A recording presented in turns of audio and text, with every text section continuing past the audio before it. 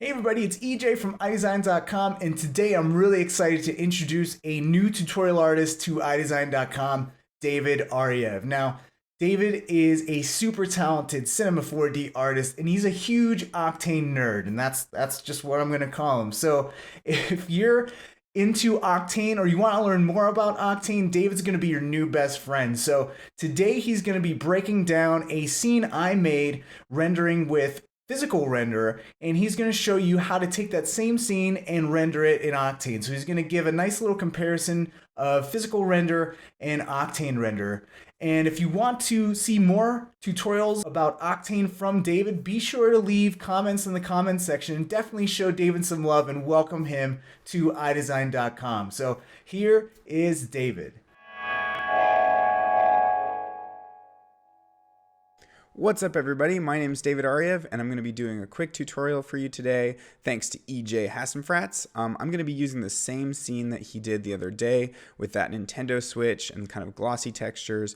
Mostly he was talking about HDRI lighting and GI, but I'm going to be showing you how to do that same thing inside Octane Render, which is a third-party GPU renderer, and I'm going to show you just how easy and quick and fast it is to set up. Alright, let's check it out. Alright, so here we've got EJ's scene, and you can see the thing that's different is I've got my Octane interface down here with my live viewer and my Octane settings, and the very first thing to do is just whatever's here gets loaded into Octane when I hit this Octane button. So that loads in really quickly, and you can see we've already got a result that's looking pretty good, all things considered. And what it's doing is it's converting all of these Cinema 4D default materials. You can see these are still physical render materials with reflectance and all that stuff. It's converting all of those on the fly into Octane materials. Now, you can see that the scene is kind of cropped in a different aspect to what we've got going on here. And to fix that up, what you could do, and I encourage you to mess around with your interface until it's more intuitive, is you could take this and you could dock it on the side here. And then I could also take my Octane settings and dock them. If I grab and drop right here on this same little grid, I tab it. So I've got now my tabbed live viewer and Octane settings. And I always want to keep these side by side because that allows me to see what's happening both in my viewport and live viewer at the same time. So if I'm navigating around, for instance, they're both updating at once, which is really useful. But for my purposes, I kind of prefer to have one over the other for whatever reason. It just trips my brain out less. So I'm going to kind of go back to my original layout. So I'm going to go back to my layouts and just do my startup user. Actually, yep, there we go. And so let me reload this. Now, one way that I can actually get this to look a little more square is I can click this lock button. And what this does is it shows you your pixels 1:1. And in this case, EJ's got this scene set up as 800 by 600. So it's basically showing you exactly, however many pixels you can jam into that section of the screen. So my display is 1920 by 1080, and this window exactly represents 800 by 600. So if I were to do 1920 by 1080, for instance, you'd see that this would get a lot bigger as soon as I jump back to the view, and I may have to resend it. But, and of course I need to click the lock button. So you can see now we're much more punched in, but since his scene was 800 by 600, here I'm just going to kind of keep that looking like this. I'll resend one more time.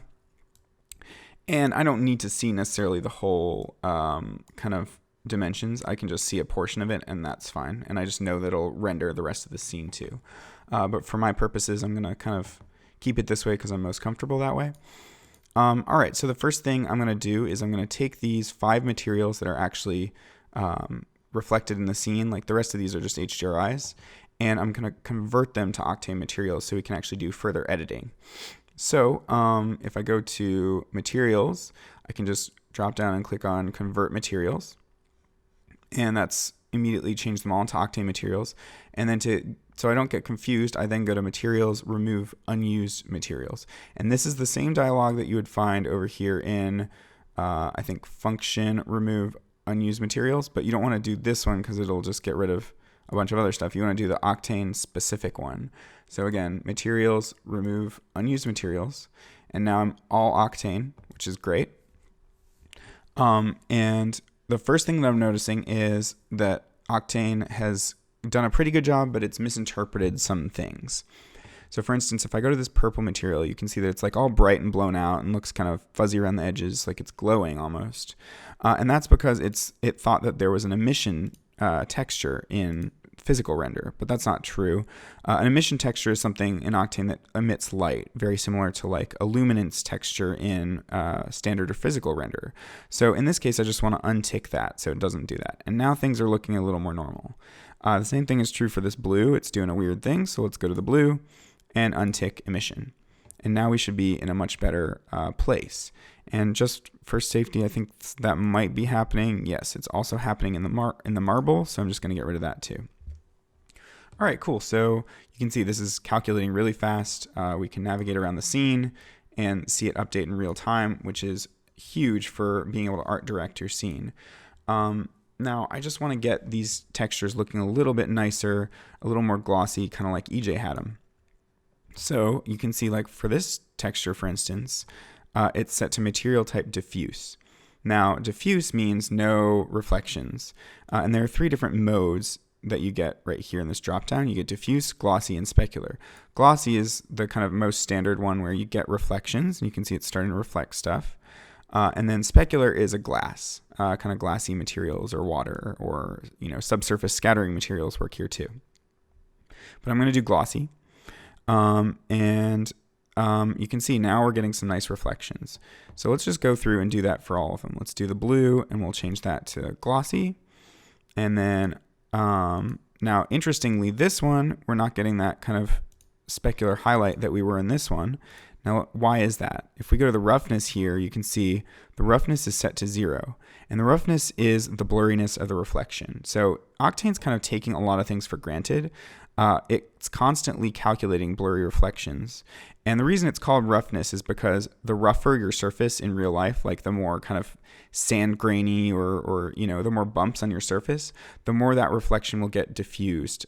So it kind of mimics real life in that way. So it's called roughness, and the more you increase it, the blurrier that reflection gets. So for now, let's just leave them kind of down here, but you can see that you don't really get much of a render hit by making the reflection blurry, which is really nice.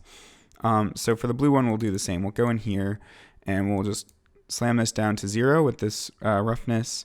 And another thing that's happening is the specular is set to black. So I want to push that up to white. And I think that will actually change things a little bit. So I just do that kind of by default. And then with this last material here, we want this to be, let's also bump this specular up and take this roughness down. Cool. So now we should have everything kind of reflecting a little bit. Now this material here, I think EJ had as a kind of chrome. So this silver, you can see right now, let's just check the type. It's glossy, so that's good. Let's go to the diffuse. We don't necessarily need to worry about the diffuse, though we can bring it up a little bit. And now we'll actually see a little something happening. But we want, first off, that specular. Let's bring that up to white. Now you can see that really changes it. So that's better. And then roughness, let's bring that down for now.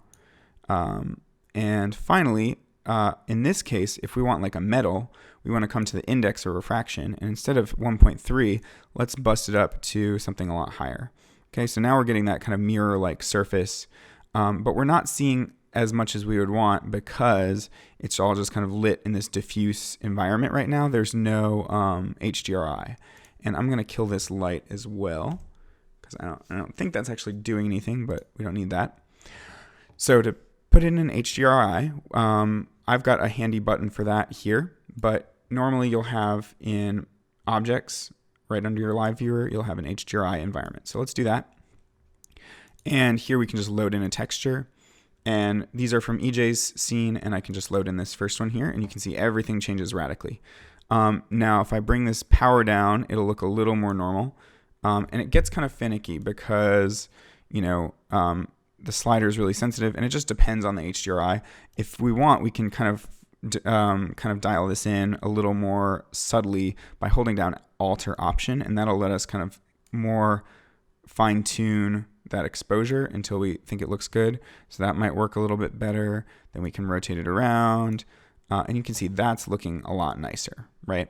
So we'll keep that in that context, and we'll actually duplicate this. So hold down Control, and then I'll pop in another HDRI. Let's just grab this second one here, and that's going to be totally too dark. So let's bring that up, and that's looking okay. Let's rotate that around until something more interesting happens. It's kind of blowing all this out, which isn't so good. So let's bring that down, and you can see how quickly you can art direct this stuff.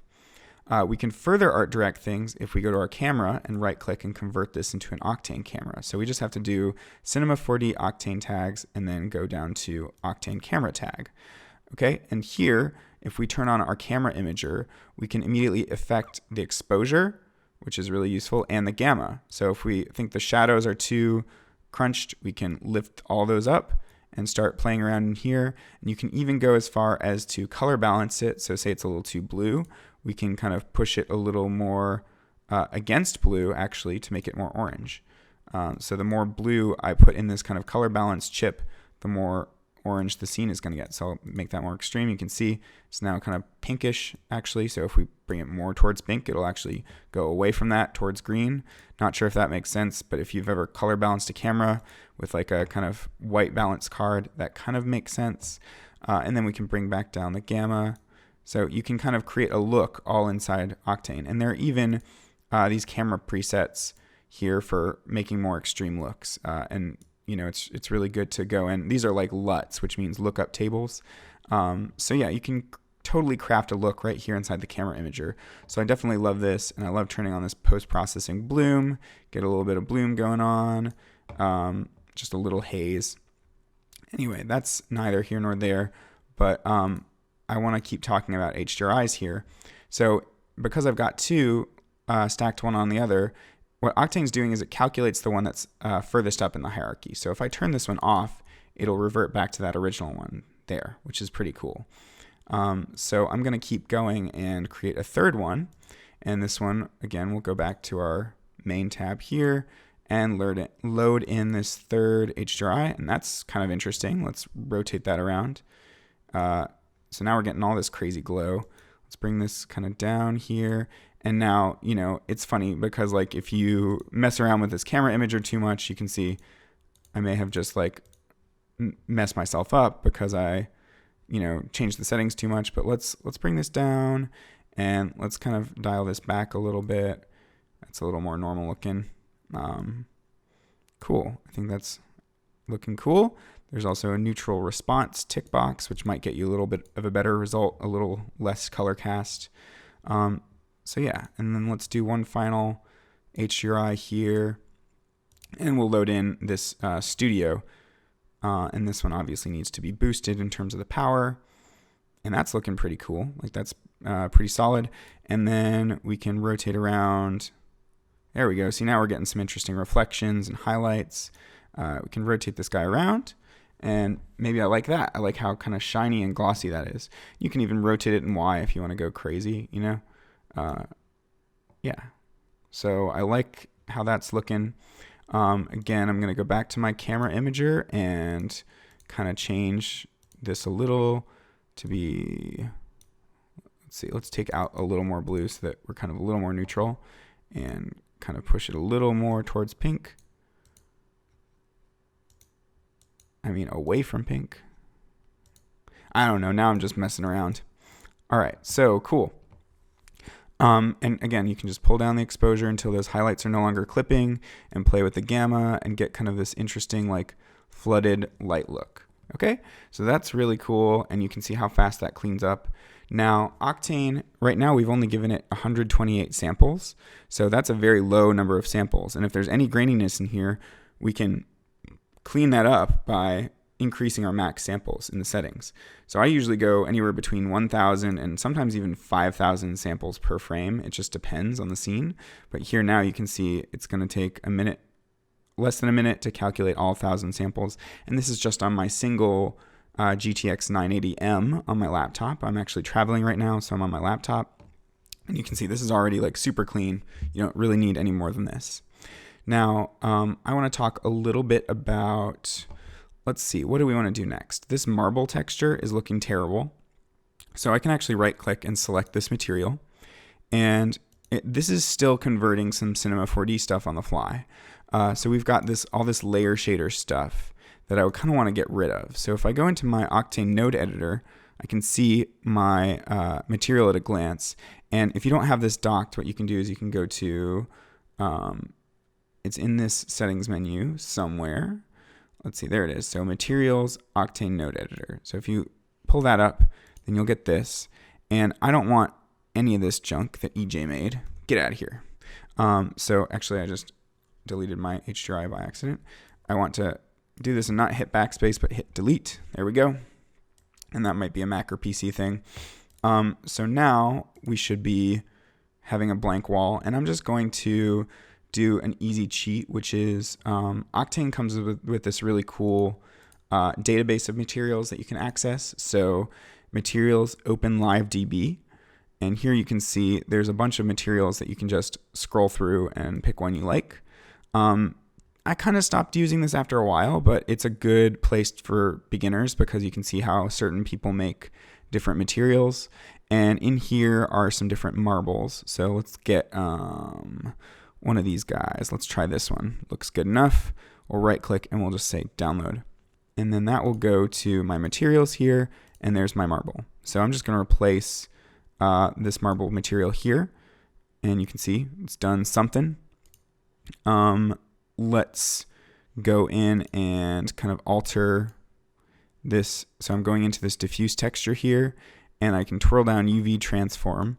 And right now it looks kind of squished to me. So if I mess with this Y, you can see nothing happens. Oh, there we go.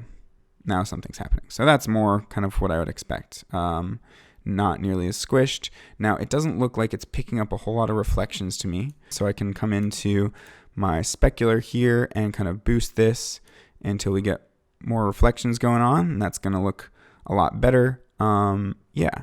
And another thing we could do instead of this, like maybe we don't like this image texture, I've got a bunch more.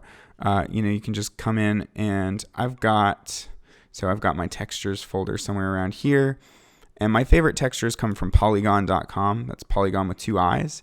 And it's a pretty cheap subscription fee. And I'm just going to go all the way down until I find some marble here. And I'll just grab a random one. I don't know.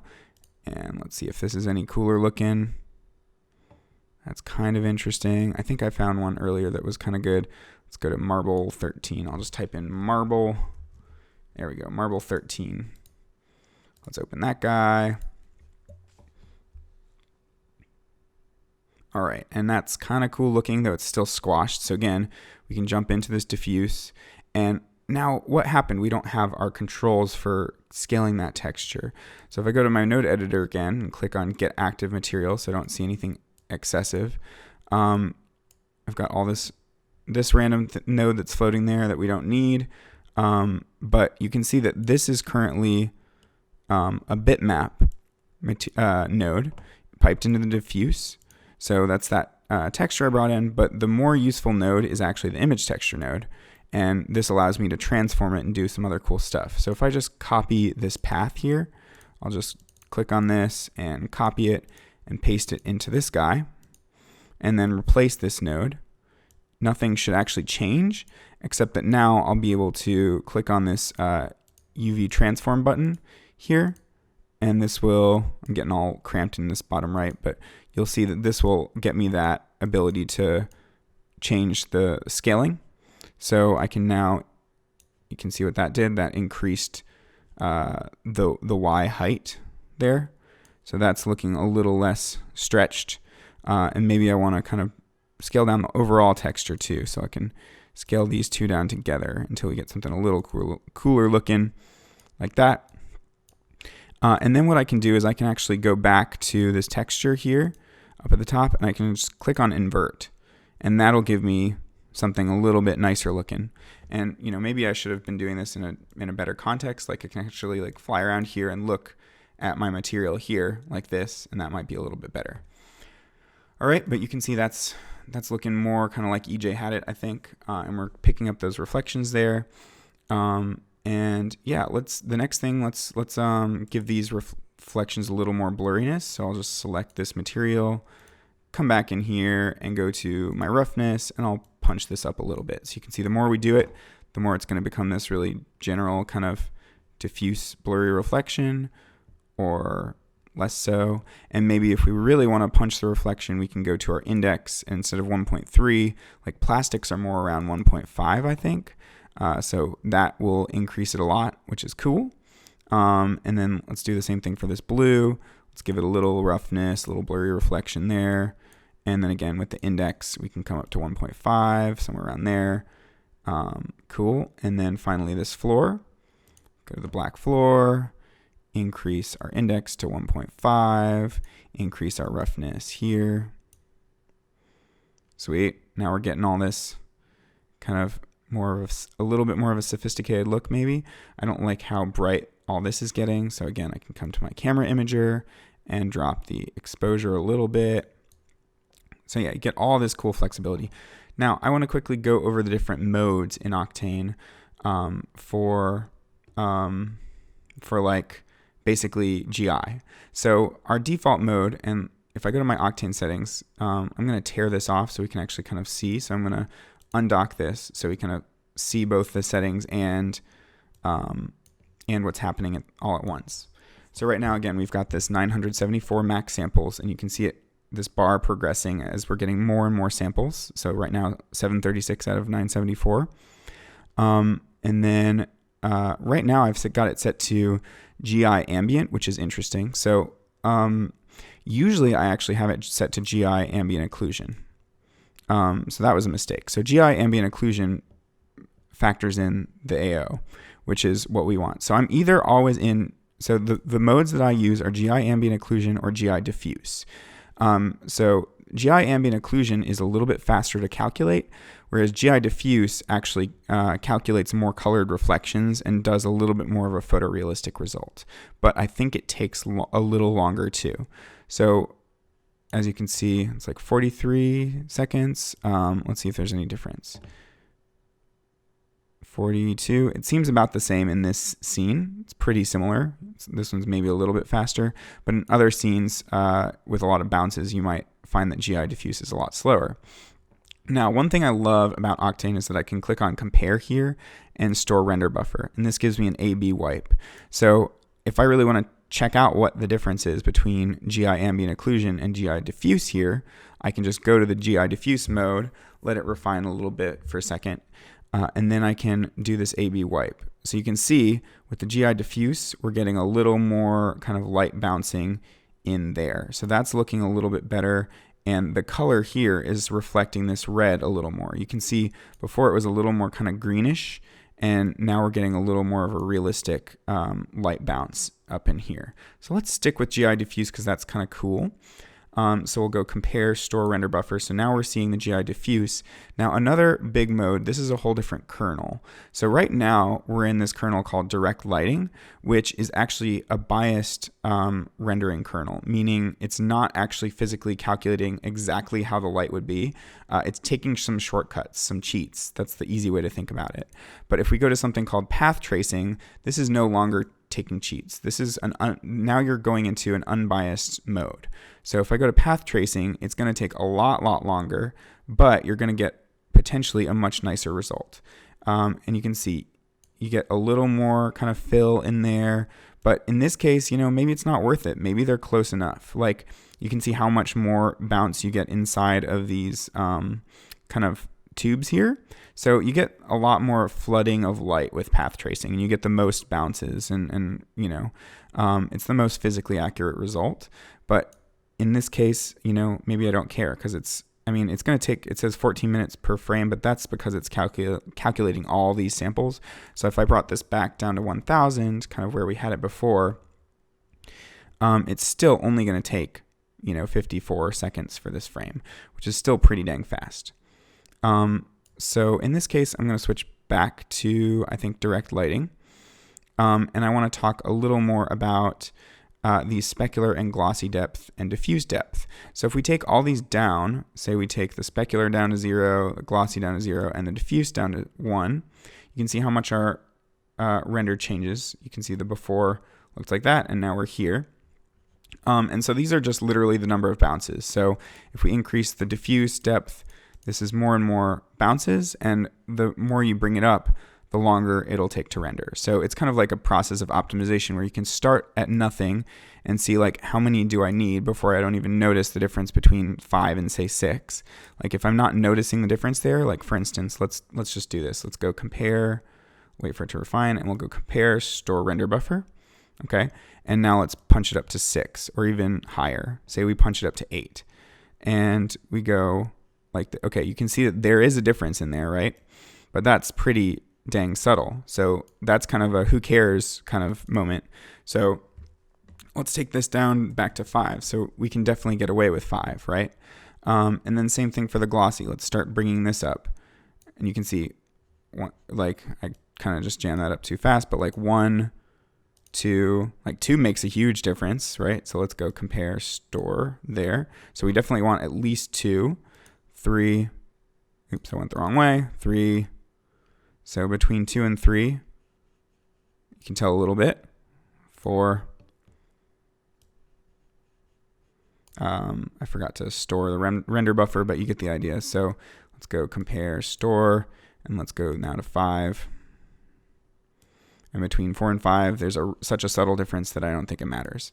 So let's just go back to 4 is fine. And now finally, the specular depth isn't going to actually matter a lot because we don't have any specular materials. So this could be just set at 0. So let's just do a test here. Compare store render buffer, and then let's crank this and see if we get any kind of different result. None whatsoever. Okay, so this can be all the way down at 0. Who cares? Cool. So that is kind of the process of optimization and lighting inside of Octane with an HDRI. Again, you can just, turn any of these off to see our different lighting conditions. Like maybe this one's really cool. And we can also throw in, I think EJ might have done this, an Octane. He had his own area light. So if we place an area light in the scene, we can mix that lighting and get some even more interesting results. So let's see. Let's bring this guy over here. And right now I don't think I have I do have light on. So let's kind of come in and see what's happening here. So I've got this Octane light, and I can't really see. I think it's in the floor right now. And let's give ourselves a little more room to breathe. There we go. Now we're actually doing something. So I think he had it somewhere around, I don't know, here-ish, and rotated that away. So let's go back to our camera and kind of pull this in here. And we can also, so that we don't see it, we can actually just go to this Octane light tag and turn down the opacity all the way, or another way is go to this visibility and untick camera visibility. So you can see, again, if we compare store and turn it off, we can see what a difference that's making. So we're filling in the shadows a bit more. So yeah, there are tons of different ways to light in Octane. I love that everything updates in real time, and that I can art direct really quickly. And yeah, I think that's all I have to say. All right, thanks for watching, you guys. If you want to check out a more general overview where I get a little bit more geeky and in-depth with Octane, there should be another tutorial coming out really soon that's a general kind of overview that I did for EJ.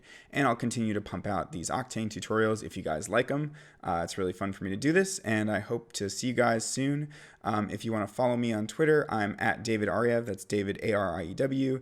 If you want to check out the crazy Spaceman music video I just did, I think EJ is going to post that in the description, but you can also find my stuff on my Vimeo page, which is just David A-R-I-E-W. Cool? All right. Thanks so much, guys. Talk to you soon.